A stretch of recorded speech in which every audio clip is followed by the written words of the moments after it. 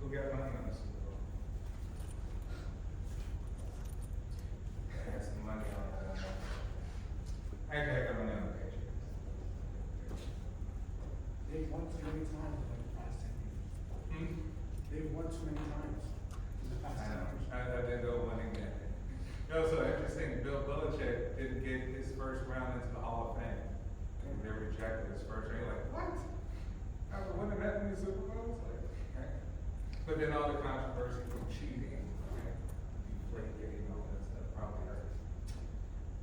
Okay, if you have any blurbs, anyone have any blurbs to share? Diego, anyone else? 2, 3. Please email them to me now. Who's yet to present a blurb? Okay.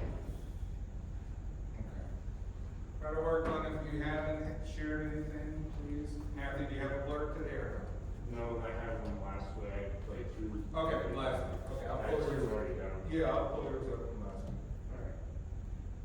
All right. Okay. On the blackboard, I put the due dates on the correct ones. So, no longer have to kind of guess there. Moving along. Okay, now we kind of get into more of the abstract or almost kind of psychological aspect of new product innovation or new product creation. Where we really start to think about the perceptions that customers have, and then also the perception of the ideas that we have as managers or part of a new product development team. Right? So here we're kind of looking at attributes, like features of a product, features of a service, trying to get down to the real kind of nitty-gritty of how do customers perceive something that they deem good? How do you perceive something that you deem superior? How do you perceive something that you deem of quality? What is it that make those things the thing within itself? Right? So we kind of get into this psychological aspect of how do we perceive. All right, so we can kind of start just from basic psychology. Hey, in your mind, you have schemas, and schemas are mental constructs of a given category. Like, hey, what is a car? You're like, well, as far as I know, a car has 4 wheels. I'm like, all right, but there's a hatchback car. Right now, a hatchback is different. There's a distinction. 4 wheels, but it's slightly bigger towards the tail end. You're like, that should be a car. You're like, no, that should be not a car. This may be part of the category of cars, but it's not really a car. There's a difference. There are distinctions. There are features, attributes that make us perceive things as something completely different in a given category than the next. Right? So in our mind, we start to create these associations of things, in order to make sense and meaning and differentiate from one thing to the next. Right? We also do this when it comes to services, right? Like, man, what is a wonderful experience at a restaurant? Like, is the hierarchy service first, wonderful service? Is the hierarchy under that food, the actual quality of the food? Or is it the environment or price? Right? Or maybe even the location. You maybe say, hey, 5 things that you would kind of look at features in terms to say, what would make a great restaurant? Great location, great pricing, awesome environment, excellent food, right? And then you say, hey, excellent experience about excellent service, right? Wait staff, everything else. And you can delineate those things into further attributes and features even beyond that. So here we're kind of looking at perceptual mapping. Hey, what in our minds are we, let's say, as people who create ideas for new products, like, yeah, I have a wonderful idea of a new product, but what are you missing too? Like, what's the gaps in the things that you are going to come up with versus the things that customers actually love, okay? That customers actually want. And if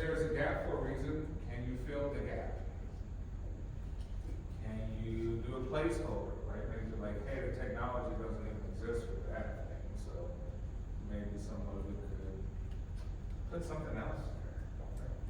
So here we're gonna look at some approaches, how we can approach looking at perceptual mapping. Okay, analytical attribute techniques, basic ideas, product are made up of attributes. The sum and its parts, right? The whole thing within all the things that make the thing a thing, right? All the things that make the thing within itself. Hard to kind of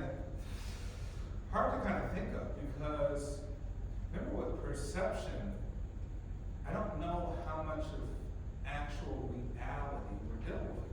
Sometimes perception is way off. Way off. What color is the sun?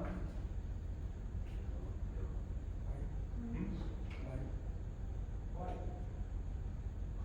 Right? We're like, oh man, human beings perceive the sun yellowish, oranges, depending on the time of day where the sun is in the sky. Right? Sunsets look more richer, orange, deeper. High noon, yellowish, but they're like, no, it's white. So we perceive these things.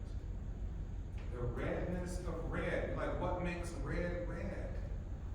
What makes the color red red? Who has an answer for that? Raise your hand if you have an answer. Right? You're like, hey, the thing within itself, you're like, I don't know if there's no answer to that. The redness of red, redness, no.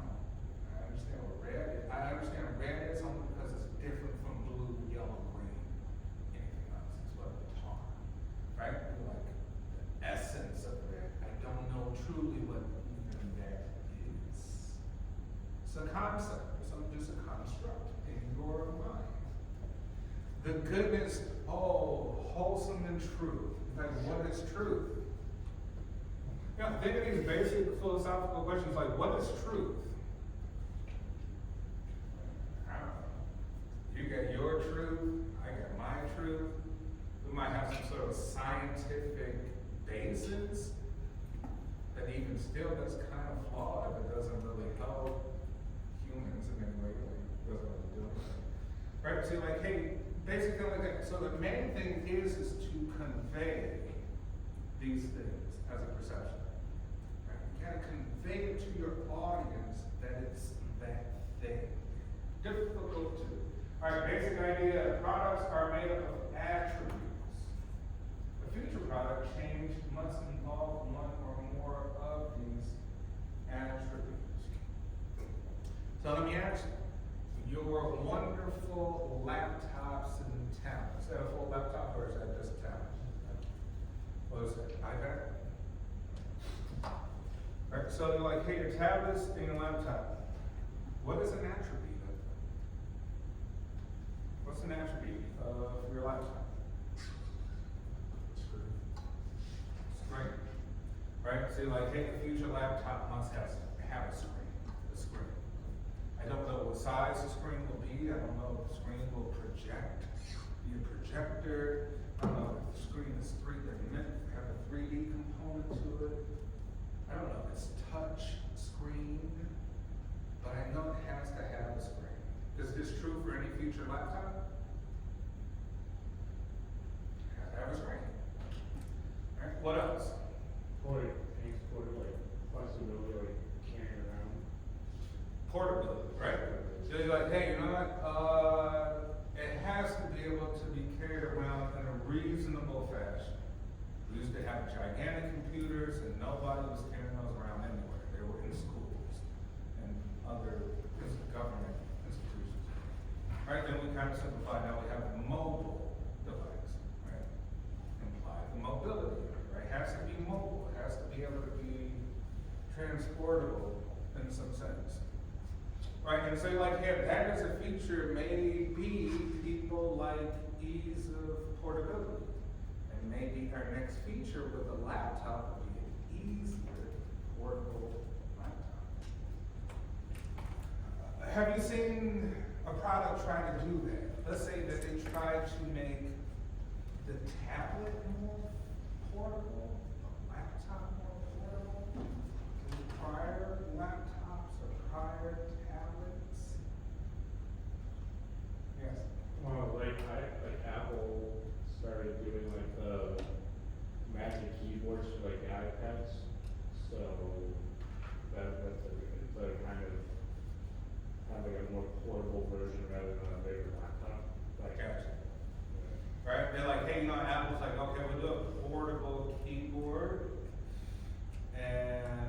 perception is that customers will feel that this is simpler than a full laptop to carry around because it's attached to a tablet, and the tablet's usually smaller than the laptop. Is there a problem in that? Is there kind of like, we say, there's a con to it? It's limited only, like, you can't have, like, you don't have all the same things like a laptop would have. Like, you can't have, like, Microsoft Office that easily that. Yeah. Like you can't have full use as you would a traditional laptop. It's limited use. Yeah, so it's limited use. And you're like, guess what? It's two things and not one. Now we got a secondary device, two things could go wrong, and not just one thing could go wrong. Right, remember the way to really capture your audience, kind of any kind of simplicity. One thing about Tesla, right? You got all your grievances, complaints about that. Well, who here is a Tesla fan?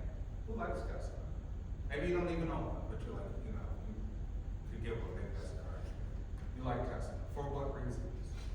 What, like in your mind, what attributes about Tesla are you like, I like that. It's kind of like futuristic. Alright, you're like, hey, you know what? Some people are tired of old systems, out of the gas station, but not even the gas station, like too many mechanical components in the car. Like, man, can we simplify the mechanical components and make maybe more electrical systems based on batteries and other sort of inputs, as opposed to mechanical, just too many pipes and, you know, too much welding and all these sorts of things. Things that could go wrong. Because you like the thing with the cars, there's so many parts that more things go wrong, right?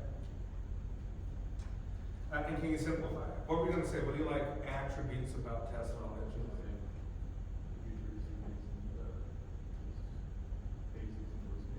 Simplicity. Right? One thing about Tesla, like you get inside, who's been inside of a Tesla before? Right? It's simple, right? Like very basic. Very, very basic. And there's one screen to control most of all things. So you're taking away knobs, buttons, all these mechanical moving parts that break, they get rusted, you know, they get fingerprints and, you know, they kind of wear and tear over time. You're like, yeah, maybe that's a good idea. You just have that giant screen, and it pretty much is a computer, and it can do it all for what the vehicle needs. You know, it kind of makes sense too, because guess what? You're like, man, we can update the software like we do with a phone or a laptop or a tablet with this car. And now, someone who's owned the car for 6 months feel like they're getting a new car, in a sense. Like, oh, there's a new feature that we've upgraded with the software with Tesla. And now you're like, whoa, guess what my Tesla could do now? It's doing something different that it couldn't do 6 months ago. But there's a software, a hardware update, or a software update. Same with your phone. Right, if you pay attention to Apple, which is kind of very interesting, like, okay, they're gonna roll around a major firmware update with the release of the new phones. But if you simply have the old phone from last year, from 2 years ago, and you update it with that new firmware, you're like, oh, it kind of feels like a new phone now, right? Like, okay, everything looks different on it, right? Different uses and all sorts of interesting things. So that's, you know, right, what's kind of gimmicky on Apple's side, because they want you to buy a new phone and pay the extra $1,500, right? But, like, I probably could keep last year's and have just as good quality, because there's a firmware update. Alright, so Tesla simplified things that other combustion engine vehicles couldn't, right? There were no really software updates that change your entire vehicle, right? How it operates and stuff like that. So they use that kind of integrating, I would say, kind of smartphone technology, kind of how they approach it with software, firmware updates. All right, so it must involve one or more of the attributes that it had prior, something of the sort.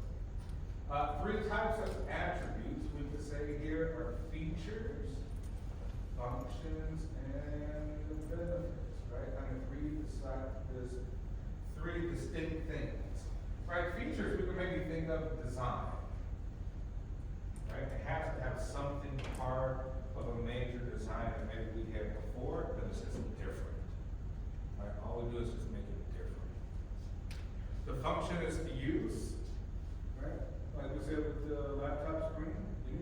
can see. You need visual placement. The screen is nothing more just a rip off of a piece of paper.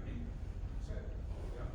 Just more technological savvy thing like that, right? Or really the screen is are related as something maybe the eye can see that changes, almost just your environment, like a fixed environment, right? It's a fixed environment, but things change in a fixed environment. It's like looking at a sky, a portion of the sky. Clouds change, birds, night and day, etc. Right, and then you have functions. It has to do something. Right, and maybe some input, some output. You gotta touch something. It has to have something. And then the benefits. The benefits are all kind of things when it comes to product. One, like, okay, the product is very utilitarian, so there are problems in life, washing dishes, and maybe people want to try to wash dishes in a quicker manner. So you like think of dishwashing liquid. Now it's in a foam spray. Like, well, they had it in that little tube you squeeze out, but they've been doing that forever. Can they change something with that? Like, yeah, you know, we'll just put a spray. Like, how did you? But spray's been around forever. So what did we? How come nobody did that? Why now? Right? Make it more sudsy foam, so when it comes out, you don't have to mix. Because think about it, if you're pouring dishwashing liquid, you need the sprayer or the water in order to make it foam. So like that's a process, right? You spray the dishwashing soap so it spreads out all over. Alright. Maybe we have it so the foam kind of does it, make it quicker. Quicker, more efficient. Alright, and so that's what the function is. And the benefits is just how someone feels. Is it easier? Is it safer? Is it better? Is it just, I don't know, something improvement of some sort? Then we got a theoretical sequence. Feature permits a function, right? So you're like, hey, that thing about it makes something happen, and the thing that happened makes me feel better, or feel that it's good, or easier, right? To some sort. Amazon has the one-click payment option, and you're like, all right, that's a feature. It has a function, it's supposed to be quicker, and it has a benefit. And the benefit really is saving time. Right? So its feature has an attribute to give you an option. The function is allow you to pay, and you pay in a quicker way. So that's a benefit. All right, gap analysis, determining gap map, right, produced from managerial input or judgment on projects. So you're like, hey, you know what, perceptually there's gonna always be kind of a flaw or a bias. And that flaw or bias means we're missing something usually with our innovative ideas, right? Because people feel, managers feel some type of way about it, right? You're feeling with your wonderful idea, you feel some type of way about it. And maybe that feeling so strong you actually miss out on things that you're not considering, right? You're kind of missing consideration in your input or your judgment. So that's a determining gap. Attribute ratings, right? Perceptual gap map based on ratings by customers. Right? So here's another thing. We're like, okay, we're trying to analyze an idea to come up with a new product or service. What is the second part of this? Right? First part was like, hey, we missed something last time. Our previous product, it was wonderful. It did good out in the marketplace. But there's something we missed. There was like 2 steps we could have eliminated. Why was, I don't know, managerial input, judgment. Maybe they didn't put enough money towards the idea and we couldn't bring that to concept. But then the other part, you're like, hey, what was the attribute ratings by customers? All right, so think of reviews. Right? Reviews, you go on Yelp. Who here uses Yelp? Someone, I use Yelp for everything. One, I like to see the real food. First thing I do on Yelp, I look up a certain restaurant that's in the area I want to go to based on what I got a taste for. The next thing I do is look at the photos, and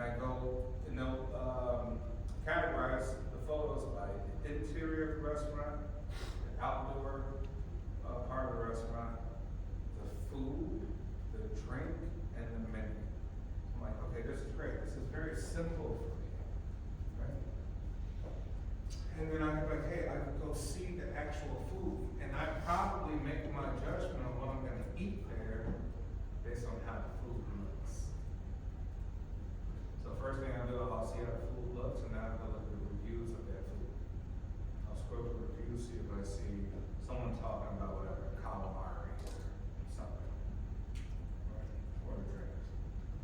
And then sometimes I'll leave a review. Usually I'll leave a review that is like just wonderful, and I had the greatest experience, or I had the worst experience. It was just like, okay, I never leave. But as the ratings, we have to consider that. So with Yelp or say Google reviews, if you're using Google reviews to kind of figure out things, a company has to consider that. So if you're coming up with ideas for improvement or innovation, and you're like, well, what do customers say? How do they rate that thing? How do they rate the experience of the restaurant, the ambiance, the service, right? And we need to change that. If we don't change that, then we're not progressing. And then next, the gap analysis, we have a overall similarity ratings, right? Part of our perceptual map, we call it OS perceptual map. Overall similarities ratings by customer. Right? Similarities means like, once again, we have distinctions of two separate products. But then customers want to say, I can reference this to this, right? A frame of reference of some sort. This restaurant really reminds me of this restaurant in Paris. People are like, oh, yeah, you're right. As soon as we think of a restaurant, it feels like it's from Paris. No, we're gonna like that. It's gonna be highly maybe craved by tourists or things like that, right? They wanna feel there's something similar to something else that they actually like. Or they feel that it's so different that, hey, maybe it's considered new. Like, I never been to a place like this. It's hard for me to describe what it's similar to. But that's kind of a good thing. It's kind of a good thing because you can't really describe what the product or the service is good to. Like, that's a good thing. Right? Like, I'm kind of stumped. I don't know how to really tell you. Right? But like, it was wonderful. You should at least check it out. And that curiosity within itself usually gets people to try something. At least once. Where can you think of? Can you think of, let's say, a service, service of any kind. A service that you feel is one of a kind, extremely unique. Like, it's very hard to kind of even reference it to other things. But you think of some restaurant, place you've been, experience. Right? So an experience, a place, or something else. You're like, yeah, it's one of a kind. I don't think there's a lot of similar places like this, or experiences. Or even a product, for that. Like, oh man, that's really unique. I don't think anybody does this. You didn't finish it.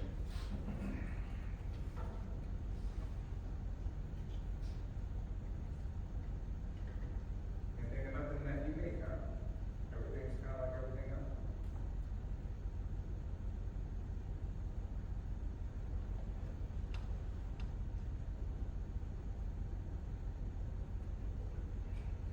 Yeah, crumble cookie is like a unique setup. We have to do a different menu every week. I think that's not something we see pretty often. Alright. Good. You're like, hey, Crumble Cookie changes its menu every week. If Crumble Cookie kept its menu the same, it would be just another cookie spot with really good cookies. Because here's the kicker, right? Right, we got a cookie eater right here. Earlier, what was that, what kind of cookie? Chocolate chip. What's the one that have the M&Ms in it too? It's like Nix.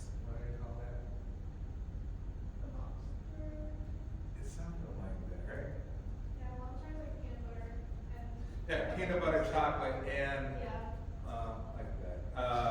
Panera Bread has like one of the best ones. Oh, But the the- cookies? Hmm? Like the candy cookies? Yeah, yeah. So you say, hey, cookies, you're like, dude, how far could you go with cookies? How far could, I mean, cookies are cookies. Chocolate chip, peanut butter, sugar cookies, oatmeal cookies. I mean, how far can you go? So like, there's really kind of a limitation with the product itself. And so the uniqueness we're saying here is menu. Right? So you're like, man, we're in the cookie business, but we know how far can you go with cookies. Cookies are cookies, right? Excellent cookies are bad, but there's a lot of places with good cookies. And like, okay, crumble. You like crumble is, I would say, how do you feel that they're a modern style environment?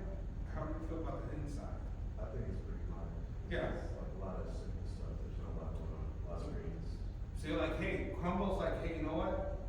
Cookies, people traditionally think of cookies from bakeries. Bakeries are usually local neighborhood and they're kind of old, right? So there's a market for people who like that neighborhood, bakery, old aesthetic. And there's some, we're gonna do the opposite. We're gonna be extremely modern on the inside, and you don't know what you're gonna get each group that you come in.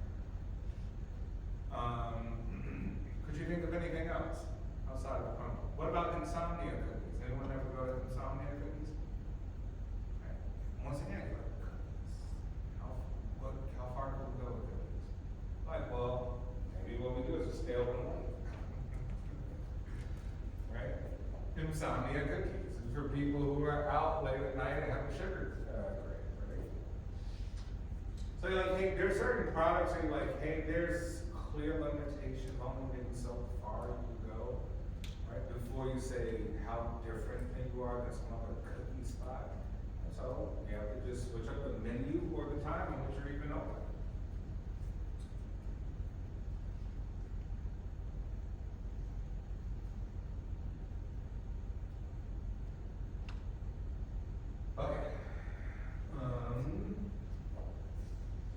Okay. A determinate gap map, right?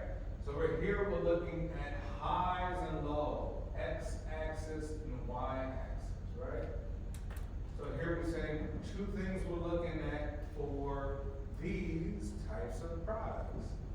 We get pretzels, peanuts, Fritos, nachos, popcorn, potato chips, corn kernels, soda crackers, cookies, candy bars, right? Similar products, things that you could quickly just munch on, right? Small in size, right? And then you have other things like raw vegetables, granola bar, apples, beef jerky, pizza, raisins, right? Here to say the money might be a little bit different, or the cost. Here we got pies, donuts, cake, ice cream, soda pop. Maybe something that we find more relative in a category. And then we got bagels, banana, cheese, yogurt, fruit juice, right? And also has a different cost structure to it. So this is based on the principle of nutritional value or crunchiness. So little snacks, right? You want a snack. You have a craving for some sort of carb or, converted sugar, but sugar-based, right, or sugar-determinant snack, right, that you would consider a snack. So here we're looking on the y-axis, the crunchiness of the snack, right? We would say these are high and these are low. And then we're looking at the nutritional value of snacks, right? So once again, some of you I know probably drink a lot of energy drinks. Who's some energy drinkers in the class? So what attributes are you looking for when you decide on what kind of energy drink am I into now? Just really with the flavors, they come up with a lot of different flavors. So is it flavors, is it taste? You're like, I want what tastes best, or is it something else? Yeah, just Just taste best. Nothing to deal with health conscious, sugar amount, caffeine amount, none of that. Majority of them are already like zero sugar, about 10, 15 calories in there anyways. So I Okay. don't really look at it too much, but I know like Monster and Red Bull and stuff are a little bit more calorie dense, like C4 or Ghost. Yeah. Okay, so you're like, yeah, I like energy drinks, but along with the best tasting one. What's the best tasting one? I like the Ghost, they have like the Welch's grape one. And it tastes pretty close to like the actual one. Welch's. Anyone else here? For, what's your consideration? What attributes you're looking for? Well, I wish I didn't like it because I know I'm not good for you, but I got used to drinking them because of my teammates. So I usually just go for like Celsius or maybe even water. But I'm looking for the taste, and then also I don't like drinking the ones that actually have sugar in them. And I usually drink them like before working out. Gotcha. So taste and low sugar. So. No. Right, so you're like, hey, Bill, okay, those are interesting attributes. And you're like, well, guess what? How do we communicate that? Because like, if everybody's looking for taste with low sugar or no sugar, right? Like, how do we communicate somebody bias versus all the other one? Usually it's the packaging, right? It's the packaging, and usually the illustration of whatever's in their packaging, whether it be fruits or something of the sort, right? So like, that's how we're gonna have to communicate that if we're in the energy drink business, right? And then we may go further, like, hey, some people like fruity taste, some people like kind of a more bitter taste, some people like more of a sudsy, right, a stronger kind of carbonation with it. Right, this really depends. I still think my favorite is probably Red Bull, although I can't even really drink Red Bull anymore. In my 20s, you go to nightclubs and stuff like that, and Red Bull keeps you up all night, but like, now the caffeine just gives me the jitters.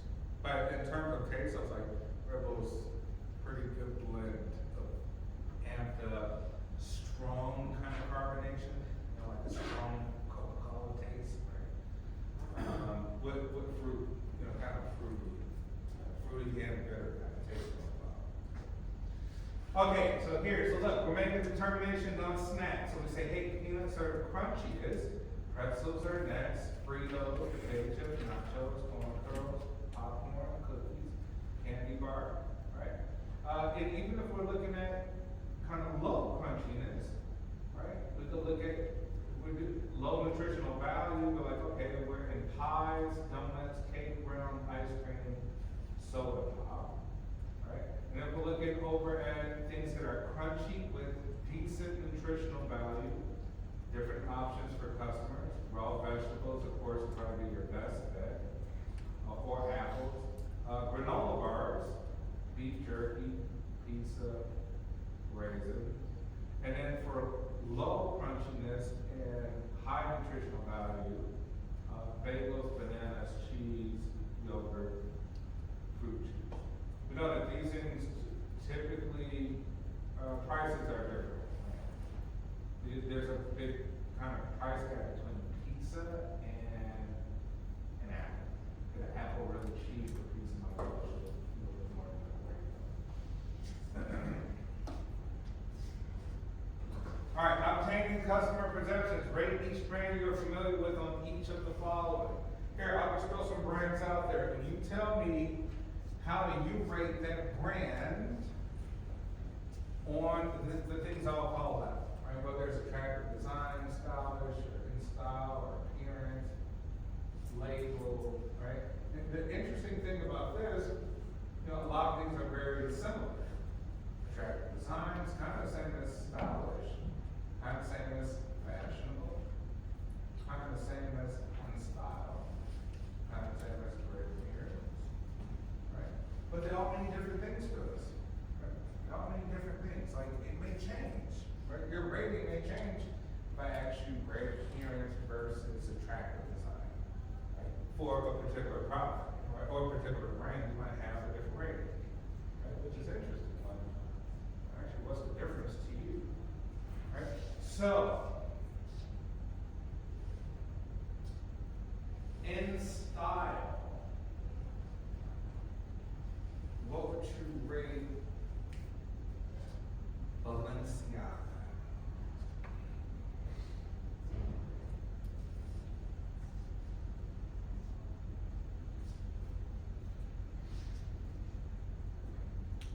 Or, let me, what were we gonna say? I was gonna say, for me personally, I would rate it a 2. A 2. Yeah. Now, what would you rate it as being fashionable? I would say like a 4 or 3, since it's like more unique. You don't really see it a lot, so it's like considered unique. Okay. Anyone else? Balenciaga.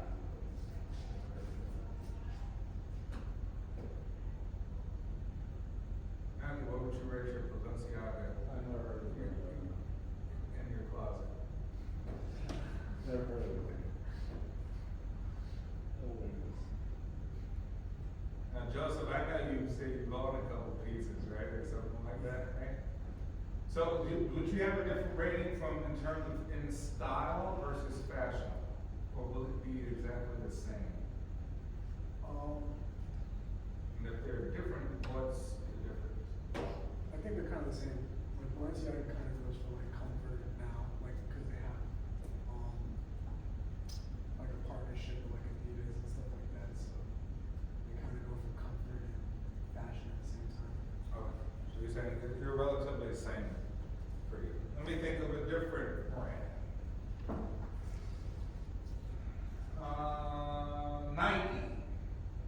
Let me ask you something else about it. Hey, what's your rating on Nike in terms of comfortable to wear? I'd say it's a 5. For me. A 5? Yeah. Wow. What type of Nikes are we talking about? I mean, every shoes, like sweatpants, that he's, like, I don't wear like Under Armour school, like I like the gear we have and stuff, but Nike gear I got from other schools, not like another programs that we part is. Much more comfortable than Under Armour? Yeah. Okay. Alright, so when you think of Nike, you're like, hey, Nike, I think is a 5. Comfortability is what you're saying. Anyone else disagree with it?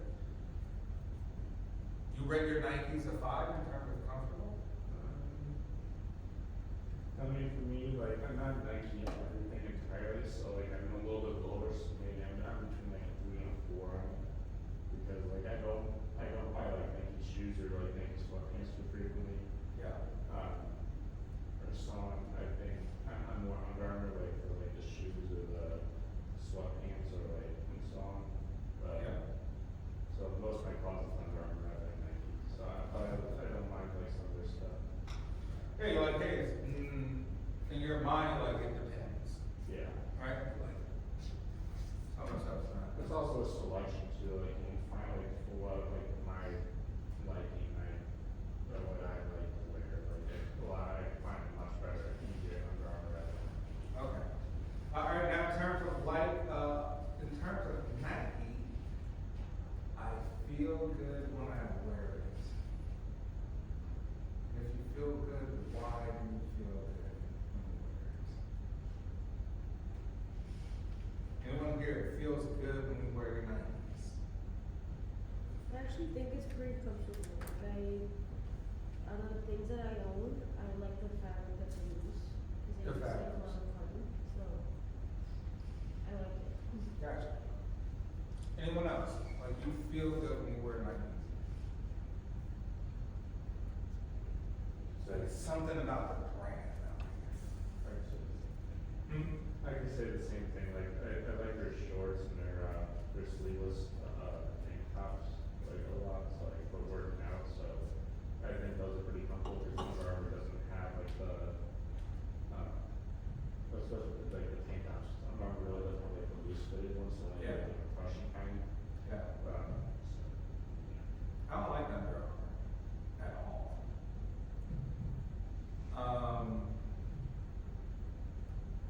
No, it is, I think, and this is just, really perception. I did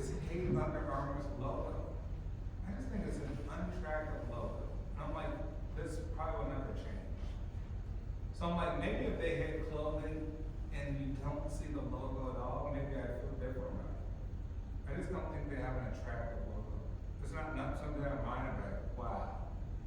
I think Nike has the most attractive logo. And I'm like, well, what creates that in your mind? I don't know. I just think visually more appealing logo. Where I think Under Armour, if you look at the logo, it seems like a generic product. In my mind, this is just my opinion. I view it as like, even though I know it's decent quality and costs, you know, this amount of money, I still view the logo itself as looks generic.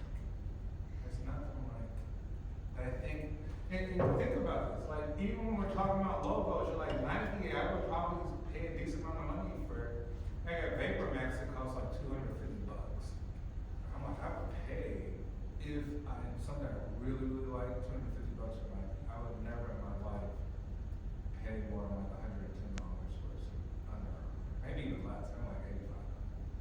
Because in my mind, that's just not how I feel it. I just feel Under Armour, I hate the logo. I'm like, unless the logo is invisible, then I don't even want to wear Under Armour. So that's the brand recognition that kind of I have Nike attributes versus Under Armour. And it's unfavorable.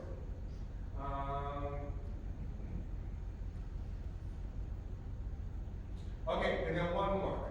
In terms of Nike, what do you rate Nike as being, it looks like a designer label? What would be your rating here? That some of your Nike products look like a designer label. Yes. I say it's you on that, like, I don't think Nike's too much of a designer brand. I think it's more like an everyday kind of brand where, and so on, like, you're not wearing it, like, you know, like casual pants, you're wearing it like everyday appearance. Gotcha. Okay. Two. Anyone else feel different? Where you're like, hey, there's some examples where I feel like it is a designer brand. Yes. They have like some collaboration with Nautica, so that's like a higher, for Iron Man branding. What kind? Nautica. No, Nautica? Okay. What were you gonna say? I was gonna say, yeah, like they have like high quality, like clothing, like bomber jackets, which is kind of like a fashion thing. All brands have cool bomber jackets, like golf pants, like khakis and things like that. Now, do you feel it's like part of product lines within Nike that are like that, or just general Nike? Yeah, like for example, like the athlete brands like Jordan and Yeah. all those. So maybe like, hey, I kind of feel the same way. I'm like, hey, you know what? I do Nike as a designer brand. There is a sponsorship, celebrity sponsorship attached to it. You're buying LeBrons, you're buying Jordans, you're buying whoever, right? And I'm like, okay, they may have helped them with the design of the shoe. They probably didn't just say it, but in my mind, I'm like, now these shoes are gonna be more of a designer kind of idea to me.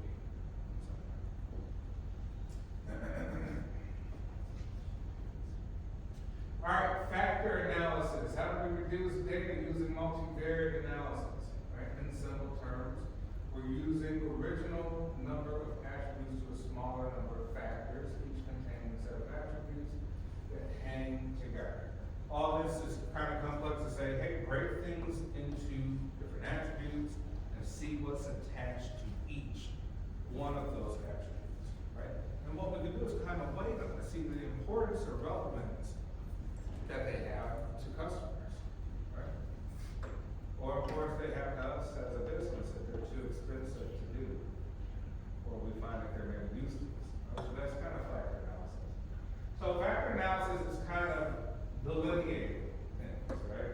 Breaking them into small subsections and breaking those off into subsections, right? See what actually goes together and hangs together.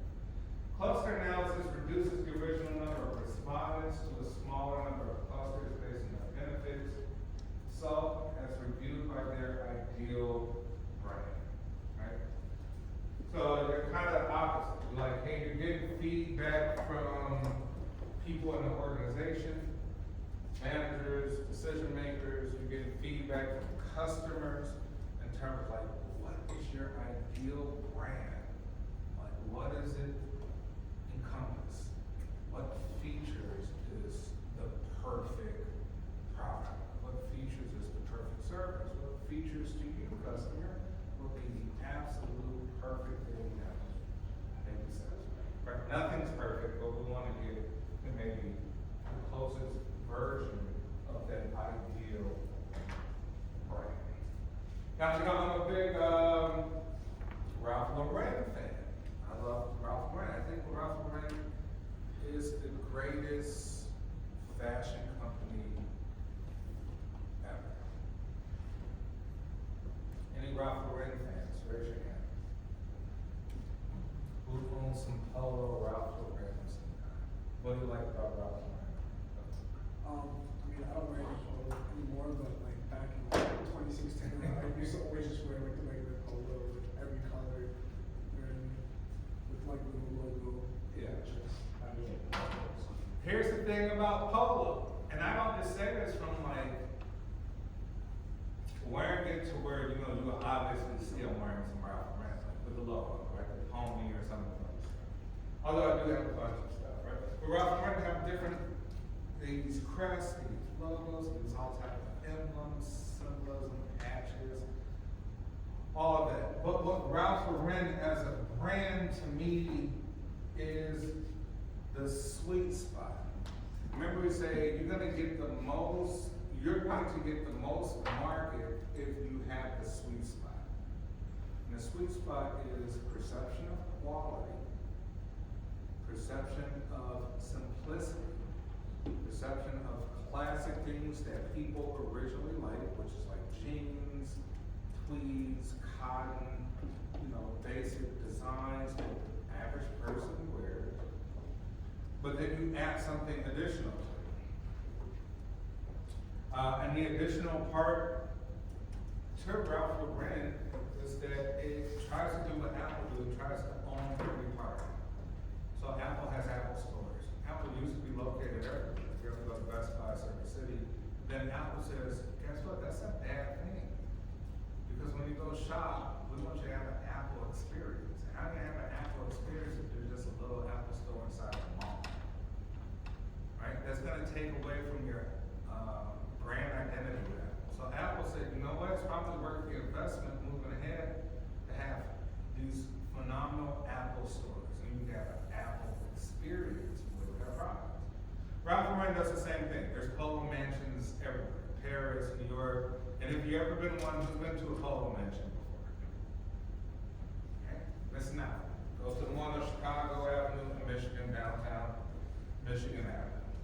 Right? Ralph Lauren, you go in there and you'll spend hours in there because you get an experience of what the product's really about. The brand, what the brand's about.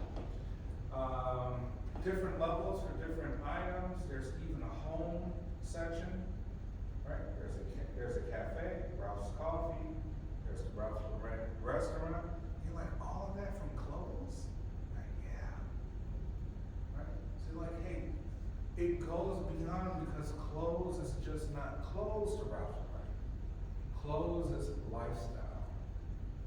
And if you like a certain aesthetic, you probably have like a particular vintage coffee, like a nice little dim lit restaurant, and you can go on the home floor, and guess what? The clothes are part of the furniture. So this blazer I'm wearing, which is Ralph Lauren, like there's a couch with the same material. So Ralph is thinking like, wait, not just clothes. People like associate clothes with furniture and little trinkets and details. So how about we use the same garment on the jackets, the sweater, the hoodie, right? Paisley style on clothes. And that's why a successful company, even H&M started to do this. H&M had H&M Home. It's like, oh, you want a little table in your house? Right? And it looks kind of H&M-ish. Right? Same fabrics, patterns, textiles. So it makes sense. So you have to think, like, even if you're getting to the fashion industry, what will separate you is if you give people an experience. Right? So Ralph Lauren to me is like an experience. Once again, if you've never been to the Polo Mansion, you could spend 2-3 hours there. Just go get coffee at Ralph's Coffee. You can sit down, hang out, and then go look at the clothes, look at the aesthetic of the building. And they were like, we have to own stores. We have to own the real estate, right? You can't just be inside someone else's giant building all the time. Because that takes away, because there's some other distractions there, right? There's other competitors. So that to me is like, that's what sets Ralph apart. What time is it? 2 o'clock. Yeah, look at that. So we'll do our blurbs. Do you find any other fashion house, whatever label, does this? Like, it's about an experience. It's not just clothes. Could you think of anything else? Cosmo? Okay, Louis Vuitton. You're like, part of Louis Vuitton is going to the Louis Vuitton store, right? Now, part of Louis Vuitton store is what? Like, what's the experience with Louis Vuitton? I don't know, because like for example, they have like a Louis Vuitton store that looks like a Louis Vuitton suitcase, and it's like mirrored and now, so it's like just embracing yourself in the whole like. Yeah. Anyone ever been to the Louis Vuitton store in New York City, Manhattan? Anyone ever seen it? Google it. Google the giant Louis Vuitton store in New York. I went there, I got videos of it, pictures. Google it. If you've never seen it, it's probably like one, you wouldn't even think it was real. You would not think this place is real. Let me know when you see it.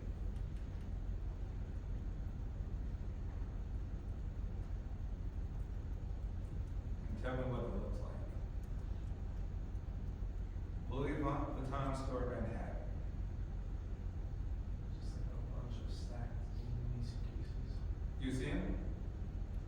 Right, we're talking about 30, 40-story building that looks like a giant multiple suitcases stacked on one another. Like, wow, that's like remarkable. I'm telling you, in person, like, what the heck? Like, it doesn't even look real, right? That's a real place. So it'd be like, hey, going above and beyond with the experience of the stores. Part of their experience of the store with Louis Vuitton, it makes you feel important and it makes you feel exquisite. Kind of lovely. Right? Now guess what? If you've never been to one, you might have sort of an off-putting experience because it kind of, you might walk in and be like, man, they're following me around, I think I'm gonna steal and I can't afford this. Right? So sometimes the opposite effects. I know that there recently a basketball player, a famous NBA player went in there and was gonna buy a bunch of stuff and he said they treated him like he was gonna steal out of this guy's tens of millions of dollars, right? So sometimes it could be maybe a little bit off-putting if you feel, you can't touch anything, you feel like a break. All right, let's do our blurb. But I was gonna say, can you think of one other place that has an experience attached to the brand? Like kind of a cult following to the brand.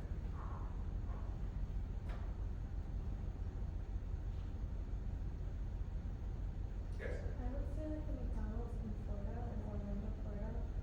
It's In like- Florida? Yeah. McDonald's? Yeah, it's like a two-story McDonald's, and like in the upstairs area is like an arcade, like a play area for all the kids. And it has like a dining area, and like the bottom floor is just like a regular McDonald's. Gotcha. That's all it Was is. it just unique to Florida or that area? I think it Or have was you just seen it unique other to Florida, places? so yeah, it was just that location, but it was Okay. like an arcade, and then also like it was just a regular McDonald's. Yeah. Was it in Orlando? Like where was it? Yeah, it's in Orlando, it's Okay. kind of just like right in the middle. Yeah, like that's a whole experience, right? A two-story McDonald's is a different, it's a unique McDonald's, right? Especially with arcade and be able to have things for the children.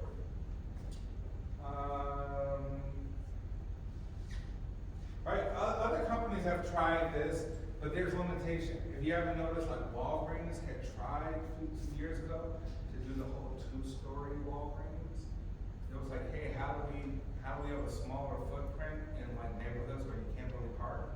Like there's not big areas to purchase land for parking spaces like traditional Walgreens. So they started to do these neighborhood Walgreens that have two stories, cosmetics and household stuff on the second floor and basic things on the first floor. But then they like, I guess it costs a lot of money to real estate, and they kind of stopped that approach, right?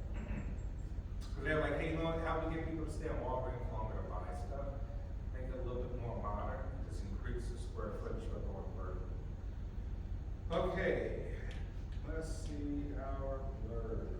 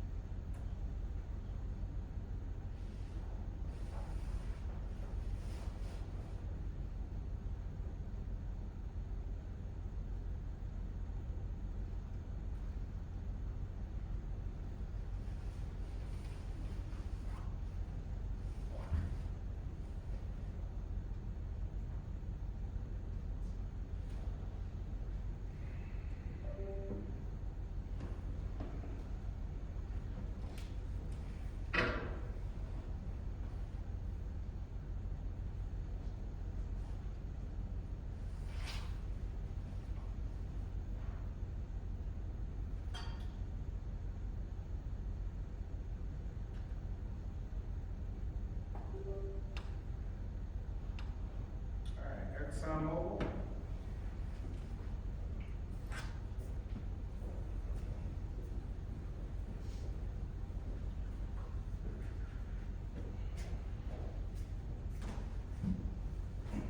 Okay, so mine was renewable diesel in Canada. They recently just opened or completed a construction for a renewable diesel factory in Canada, which is now considered like the largest renewable faculty. They're producing over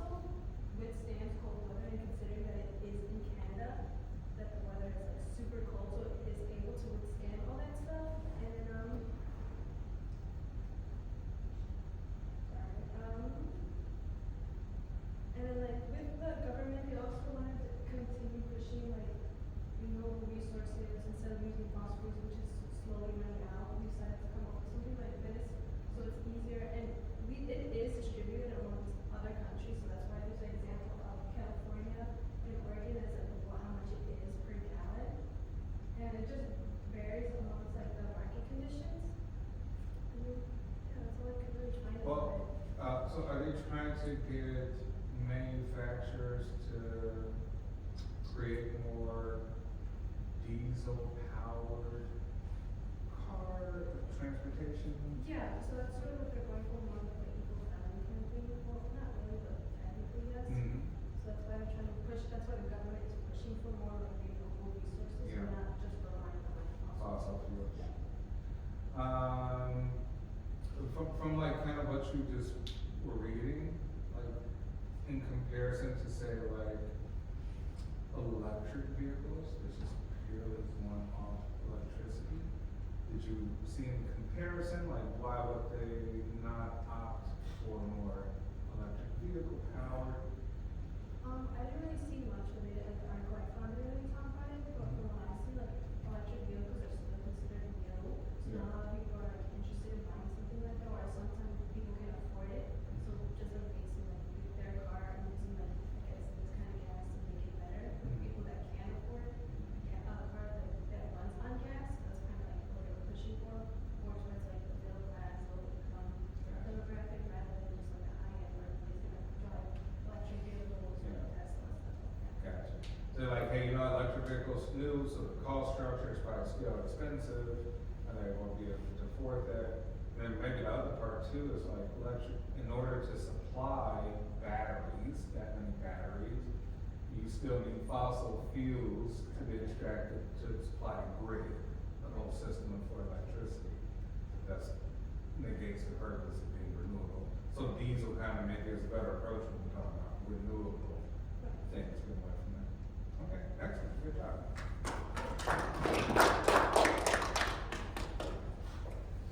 Alright, then kind of the AHO thing, like, how come we don't have water powered cars? Hydrogen powered vehicles, right? That's actually probably a pretty efficient way, but we don't have the structures and the systems and the governance. Two, because think about this, on a larger scale, when you talk about things that will disrupt entire systems, your like marketplace is government.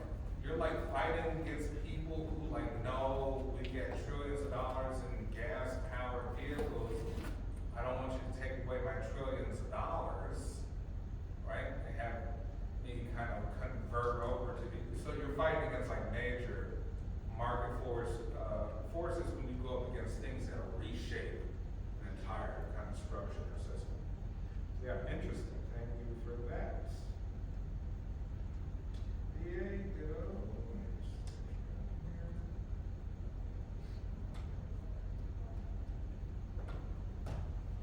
Apple Smart Home Hub.